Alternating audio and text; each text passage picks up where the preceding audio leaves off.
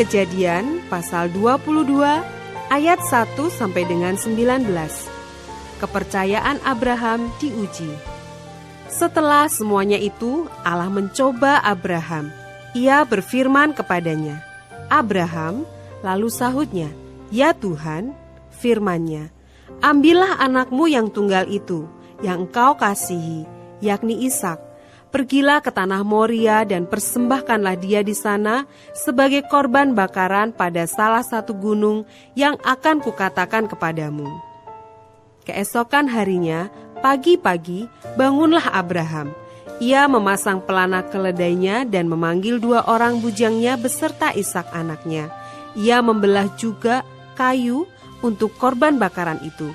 Lalu berangkatlah ia dan pergi ke tempat yang dikatakan Allah kepadanya. Ketika pada hari ketiga, Abraham melayangkan pandangnya, kelihatanlah kepadanya tempat itu dari jauh. Kata Abraham kepada kedua bujangnya itu, "Tinggallah kamu di sini dengan keledai ini. Aku beserta anak ini akan pergi ke sana. Kami akan sembahyang. Sesudah itu kami kembali kepadamu." Lalu Abraham mengambil kayu untuk korban bakaran itu dan memikulkannya ke atas bahu Ishak anaknya. Sedang di tangannya dibawanya api dan pisau. Demikianlah keduanya berjalan bersama-sama. Lalu berkatalah Ishak kepada Abraham ayahnya, "Bapa," sahut Abraham. "Ya anakku," bertanyalah ia, "di sini sudah ada api dan kayu, tetapi di manakah anak domba untuk korban bakaran itu?" Sahut Abraham, "Allah yang akan menyediakan anak domba untuk korban bakaran baginya anakku." Demikianlah keduanya berjalan bersama-sama. Sampailah mereka ke tempat yang dikatakan Allah kepadanya. Lalu Abraham mendirikan mezbah di situ. Disusunnyalah kayu, diikatnya Ishak anaknya itu, dan diletakkannya di mezbah itu, di atas kayu api. Sesudah itu Abraham mengulurkan tangannya, lalu mengambil pisau untuk menyembelih anaknya.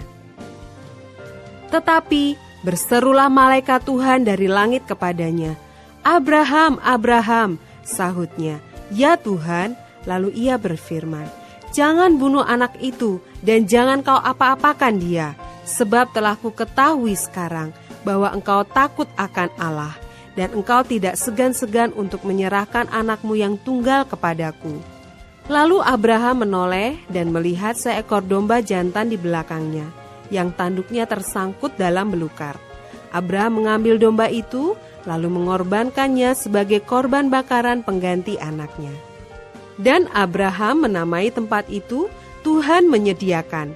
Sebab itu sampai sekarang dikatakan orang, di atas gunung Tuhan akan disediakan. Untuk kedua kalinya berserulah malaikat Tuhan dari langit kepada Abraham.